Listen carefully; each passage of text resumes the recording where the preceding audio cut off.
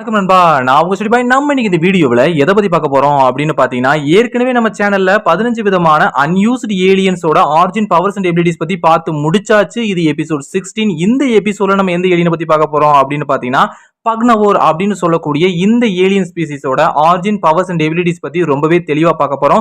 முந்தின 15 எபிசோட நீங்க இன்னும் பார்க்கல அப்படின்னா கீழே டிஸ்கிரிப்ஷன்லயும் கமெண்ட் பாக்ஸ்லயும் இருக்க லிங்க் கொடுத்துருக்கேன், மறக்காம செக் பண்ணி பாருங்க. அது மட்டும் இல்லாம நீங்க நம்ம சேனலுக்கு புதுசா இருந்தீங்க அப்படின்னா மறக்காம நம்ம சேனலை சப்ஸ்கிரைப் பண்ணி பக்கத்துல பெல்ல தட்டி விட்டுருங்க. அப்பதான் நம்ம போடக்கூடிய ஒவ்வொரு வீடியோஸோட அப்டேட்ஸ் உடனுக்குடன் உங்களுக்கு நோட்டிபிகேஷன்ல வந்து சேரும். ஸோ மறக்காம சப்ஸ்கிரைப் பண்ணிருங்க. இப்போ வாங்க இந்த வீடியோவை ஸ்டார்ட் பண்ணிடலாம்.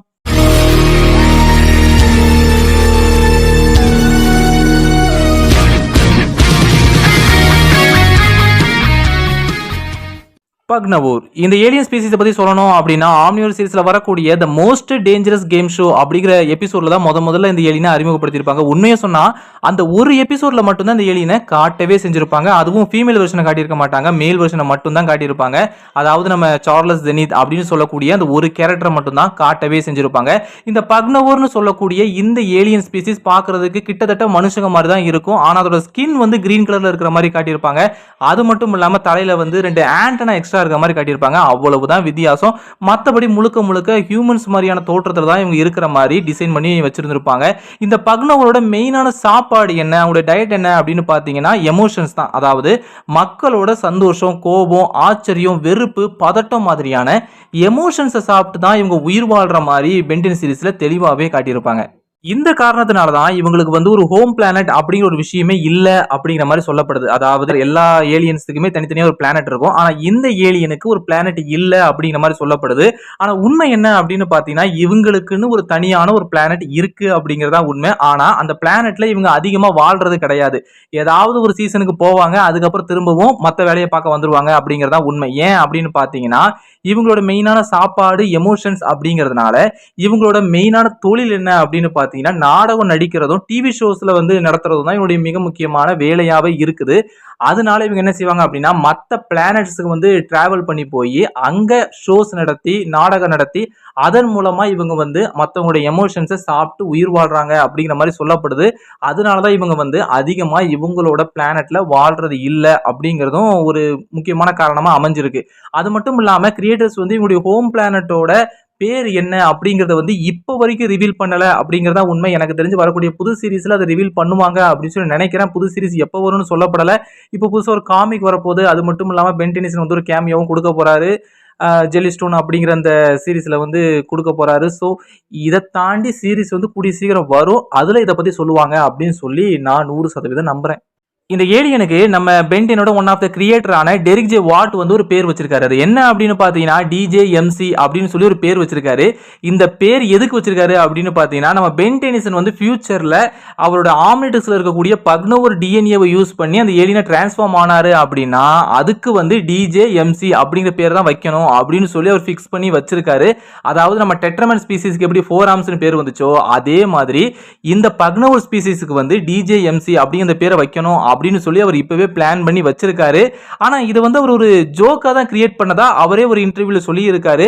சோ இந்த DJMC அப்படிங்கிற பேரை ஒரு ஜோக்கா தான் கிரியேட் பண்ணிருக்காரு. ஆனா பென் டென்னிசன் பக்னவோர் ஏலியனை டிரான்ஸ்ஃபார்ம் பண்ணாரு அப்படின்னா அவருக்கு கண்டிப்பா DJMC அப்படின்னு சொல்லி தான் கூப்பிடுவாரு அப்படிங்கறதையும் தெளிவாவே கன்ஃபார்ம் பண்ணிருக்காங்க.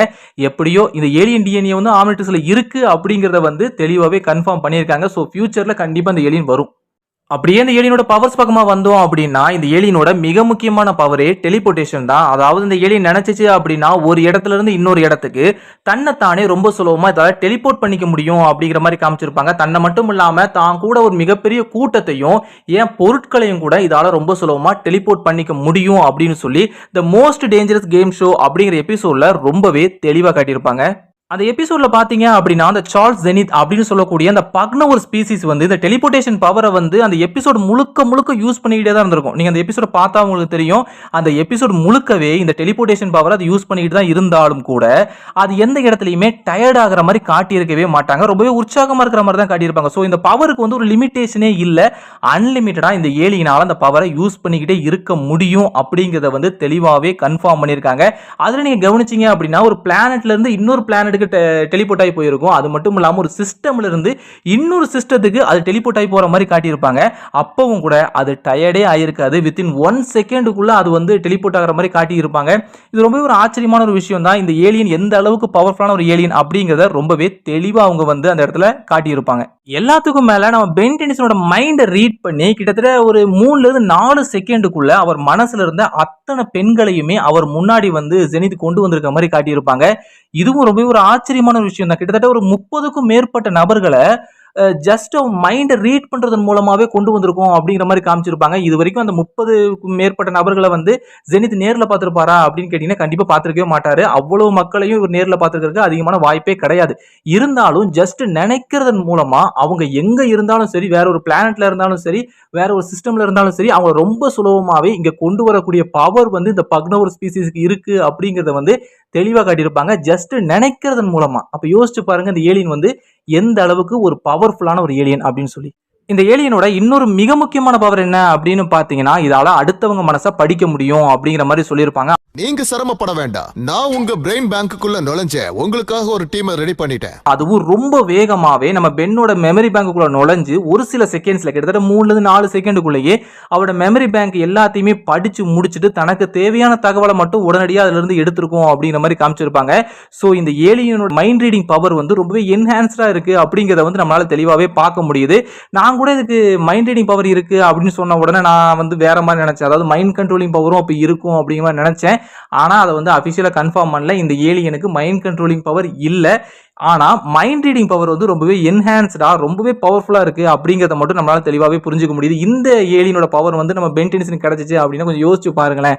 பென் டென்னிசனால குற்றவாளிகளை வந்து விசாரிக்க வேண்டிய தேவையே இல்லை. ரொம்ப சுலபமா அவங்களுடைய மெமரி பேங்க்ல நுழைஞ்சு அவங்க என்னென்ன பிளான் பண்ணி வச்சிருக்காங்க, என்ன மாதிரி திட்டம் போட்டு வச்சிருக்காங்க அப்படிங்கறத வந்து ரொம்ப சுலபமா தெரிஞ்சுக்கிட்டு அவங்களோட பிளானுக்கு ஆப்போசிட்டா இவரால் செயல்பட முடியும். ரொம்ப சுலபமா அவங்களை ஜெயிக்கிறதுக்கும் அதிகமான வாய்ப்பு இருக்கு.